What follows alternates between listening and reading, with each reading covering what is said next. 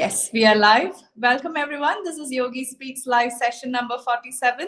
So thank you all for your questions. Those of you watching us live online on Facebook, Instagram or YouTube, you can join our WhatsApp group. The link is posted in the description and that's how you can give us the questions, or you can also post it in the comments and we'll take it from there. So let's begin. Namaste Guruji. I have observed that many people struggle to sit alone and be comfortable in their own company. It seems they often feel that time is slipping away and that they should be engaging in more productive activities beyond merely meeting their survival needs. However, I could be mistaken in this observation. What are your thoughts on this matter? Namaste. Yeah, there is always a contradiction in our life. Our conscious mind will say to do something, our subconscious mind will completely object it. People say, oh, everybody should do good things. Then immediately an inner voice will say, hey, without badness, there is no goodness. Without night, there is no day. So like that, our heart always say, it is informing you that everybody came alone, actually living alone, and we will go alone. But brain will say, oh, no, we have to cooperate with each other, we have to have sympathy, empathy. We make a lot of drama. You know why? Because brain is connected, or it is working with the duality. We have two lobes. Without the two opposites, brain cannot function. So it will always make confusions. Then heart will say everything with clarity. So actually, the clarity and confusion working inside along with us. That's why these kind of questions are coming. So technically, in a fundamental way, if you ask me a direct question about loneliness, the best thing you can enjoy in your life is loneliness, because that is the infinity, oneness. But how many of us are capable of connecting our mind with the language of heart or the feeling of heart, infinity? There we fail. Once we fail to recognize our inner strength and the reality, certain confusion is evolved. When confusion is there, brain will desperately try to find a comfortable situation or comfortable position. That's why mind will tell eyes to look, come on, look outside, find somebody whom you can connect with, associate with. Then brain will say, come on, try to hear something which is making you happy. Smell something which is making you happy. Like that, brain will try to find happiness and clarity through the medium of senses, sense organs.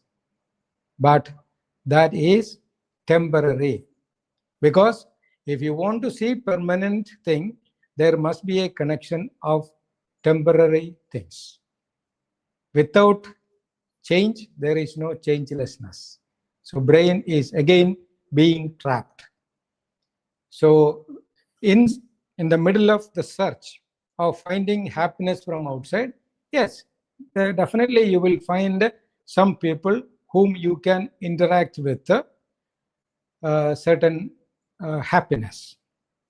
But you will come to know in long run that association also will make you tired. How many divorces are there around us? Many years people will live together. Then one day both will say that enough, we can separate. We'll keep our friendship, we will remain as good friends, but no need to go beyond that. Why? They're tired, bored. But some people, they focus the mind on many other things, and the association as two individuals will become secondary. Priority will be either children or business or many other things. But that also, during the time of very old age, body will start rejecting the requirements of the mind. There will be a confusion evolved. So if you want to see the beauty of loneliness and the meaning of your life, just meditate. What is meditation? Yoga. Connect your mind, connect your brain with the heart. So make a union between brain and heart is called yoga. Practice it. We have discussed the method of meditation many times. Just do the Archana Pranayama, then bring the vibrations of the brain back to the subtle, the vibrations of the brain, heart, then get into that. Then you will, hear something as a resonance. Once it is done, you will feel or you will experience the oneness. There we can say oneness is alone. That is what is called loneliness. When you establish yourself into that, you will be available everywhere or available for everybody, but you are not in need of anyone else. So you can associate with everybody, but same time you are not depending on anybody. You are everywhere, but nowhere. This is very mysterious language, but again, the reality, the oneness is mysterious. Experience it and get answers for all these questions. Thank you, Guruji. Next question. Guruji, what do we have to do to start experiencing everything around us as part of ourselves? What's the process? What is our self? You don't know. That's why this question. The self is Brahman, Sarvam Khalidam Brahma. Brahma means the fundamental energy, the reality from which the material world evolved. Bhaudika Loka. Bhaudika means something evolved from a Bhungar. Om Bhur Bhuva Swaha. There was a big bang.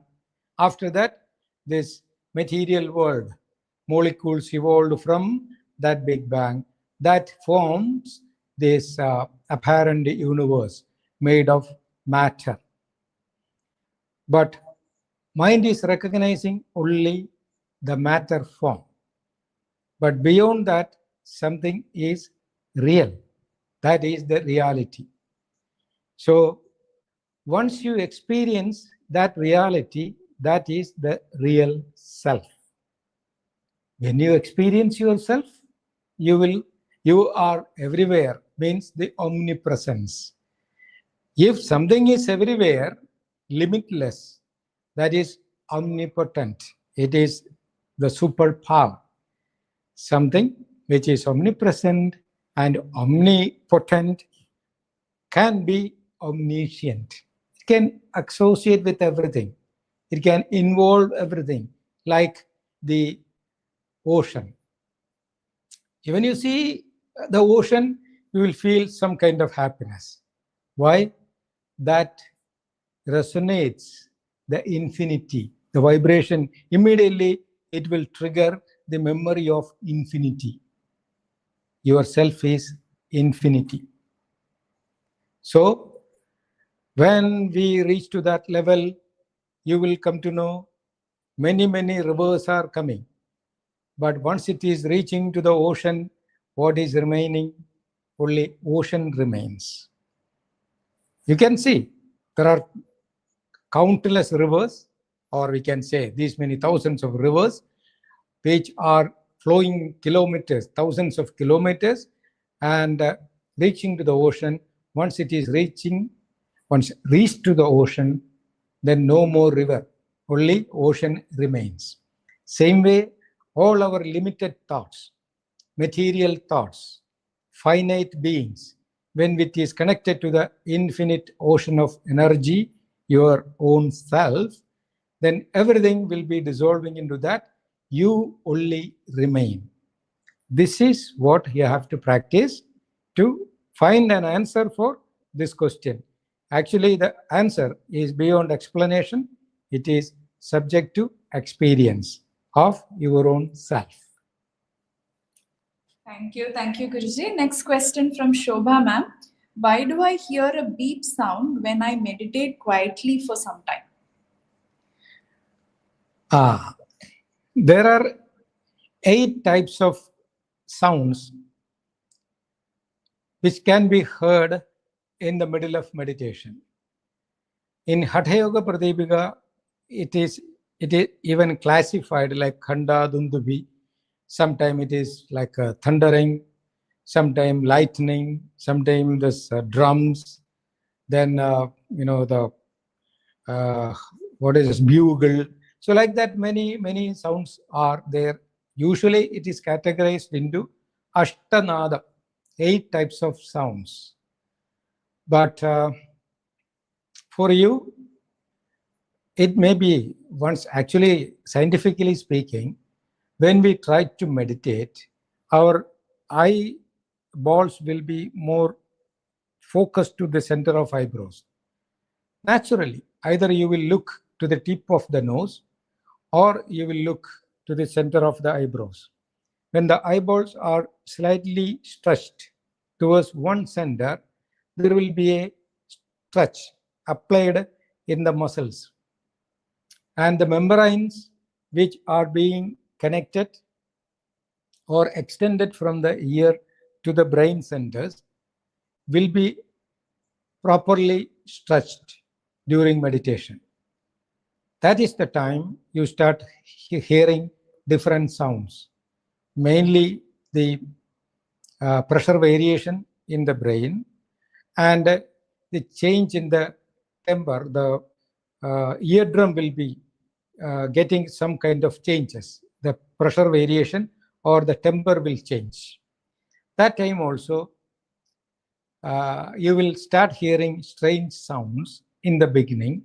Later, you will come to know, I am listening this.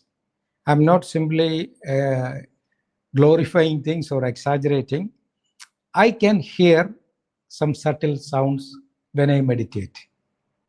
I know whether it is something crawling near me or different dimensions like dogs, cats. They can hear very subtle sounds which are silence for us. Same way, why they are hearing it? The temper, the tension of their eardrum is different than us. So when we meditate, the temper will keep changing. Initially, it will be a strange feeling, some kind of discomfort, but gradually that will be a process by your own will or the sadhaka's play of consciousness.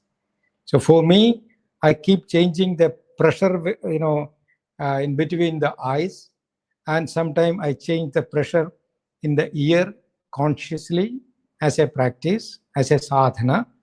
I can see different things. I can hear different things. That is what is called siddhi, extra power. If it is happening spontaneously, it will be a pain for the person who is experiencing. That is a disease, roga. But if it is created through practice, it will be a pleasure. It will be a yogic power, not roga. This is yoga. So once something happens compulsively beyond control, which gives discomfort, that is rogam. Once the same vibration created by practice and control it and enjoy it, that is what is called yoga. So the sounds which you are hearing in the beginning during meditation, Actually, because of the tension, the variation in the tension and pressure. Consciously, you observe it. Sakshi Rupena. Be a witness of that. Don't be panicked and don't be promonious. Just observe. Gradually, you will come to know how the pressure is changing. Then you will start controlling it. There you will feel something which is beyond explanation, but you will smile at that experience. Thank you, Guruji. The next question. As a high-achieving parent battling burnout and anxiety, how can ancient Indian wisdom help me relieve stress and step into my personal purpose? One word answer is meditation. The wisdom of ancient India is experience or established in meditation. Nothing else. All questions and problems will be vanished. Each question will give you a fantastic answer as an experience. Each problem you face will give you a wonderful possibility. Any pain you are going through will show you the other side, pleasure. So burnout is only a mismanagement of your system or a poor management. What you have to do, learn the systematic meditation, bring your vibrations, the tension or whatever it is, from the brain back to the heart. Then you will come to know the troubles you are just experiencing right now was due to your ignorance or poor management of the system. It's like your very sophisticated computer, but it has got some fungus. And whatever you try, you are getting the opposite result, and you are tired of handling that machine. What you can do? Just take it to a good service center and get it done, reconfigure or whatever it is, there are technical terms. Then learn how to operate it properly, how to protect it from the virus attacks. Then be responsible to that machine or the maintenance of that machine. Then you see that will be a wonderful compliment, help for you.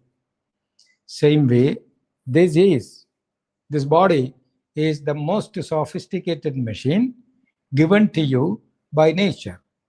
But unfortunately, you have not read the owner's manual. Study that properly. How you can study the owner's manual of this machine? No books published on that.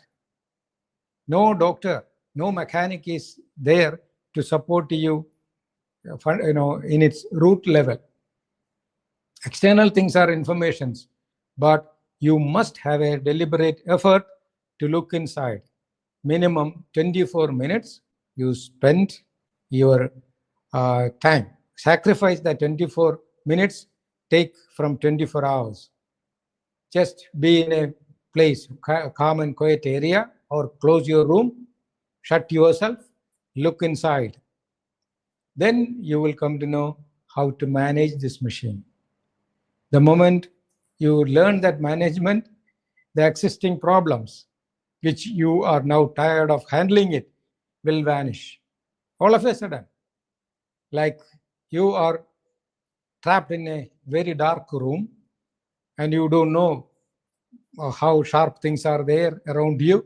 You moved here and there, and you hurt yourself. You started bleeding, screaming. You are in big trouble. Right? Just light a lamp. When the light came, darkness vanished.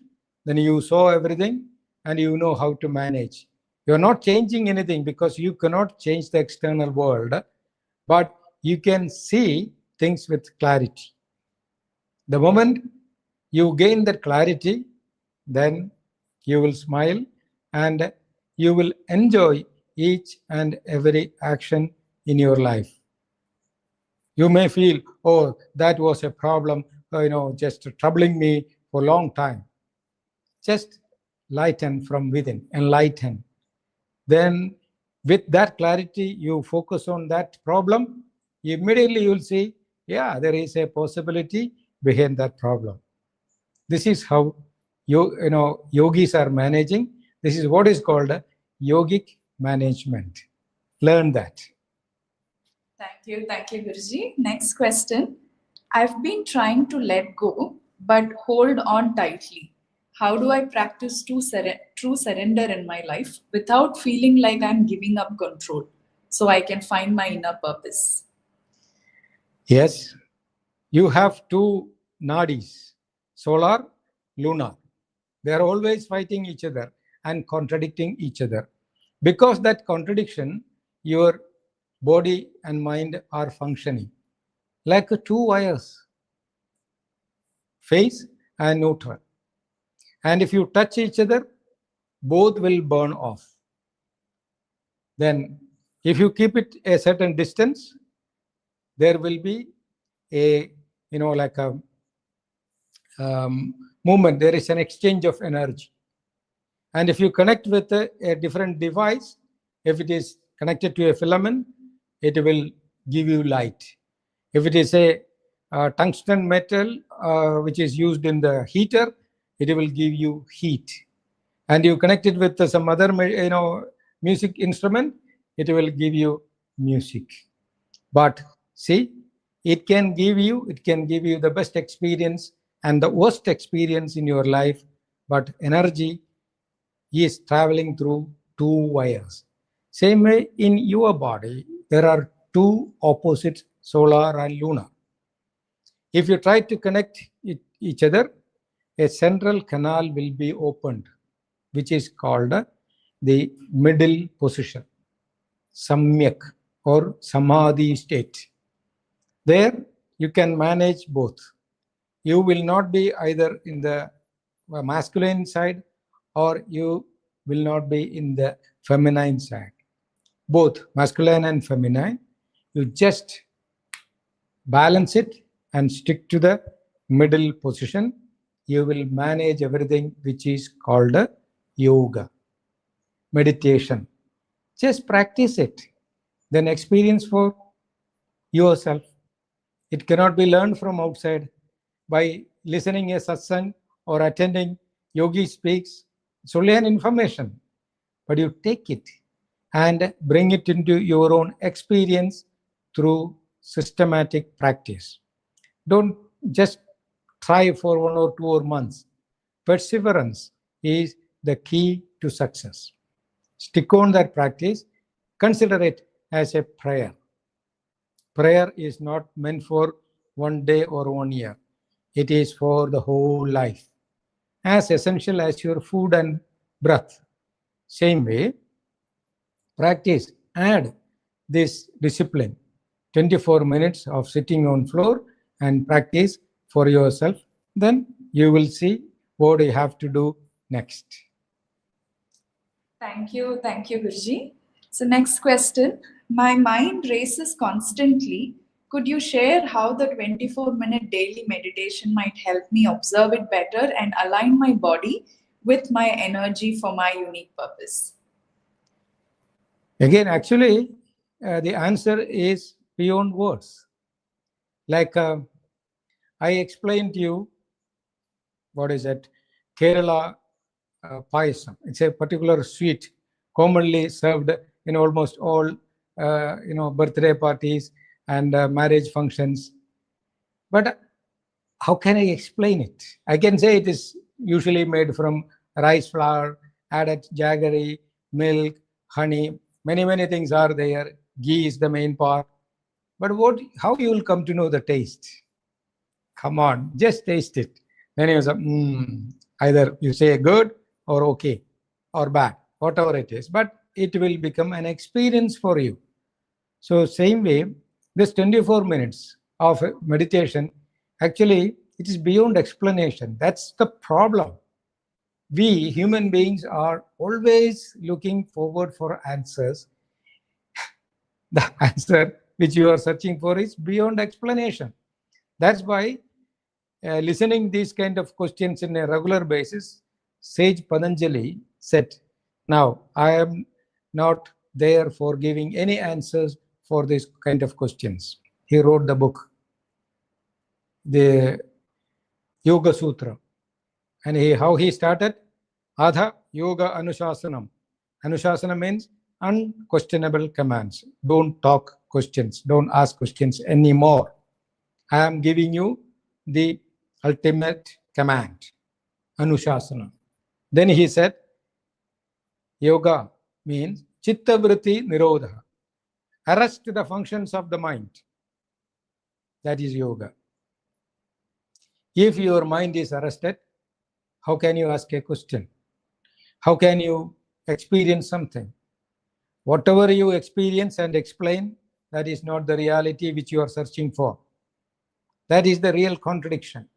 You are searching for something which you don't know. Even when you find out that you don't, there is your a state where your personality, your ego, your identity is gone. So there is no two things to, what do we say, analyze and compare. That is what is the mystery of this practice. I think I had told you a story of the idol, or what is that? The doll made of salt. I will repeat it. There was a community in the story, community made of salt. So many people were asking questions like, who am I, from where I am, why am I burned out, why I am getting these contradictions, how can I put myself into the middle position and manage?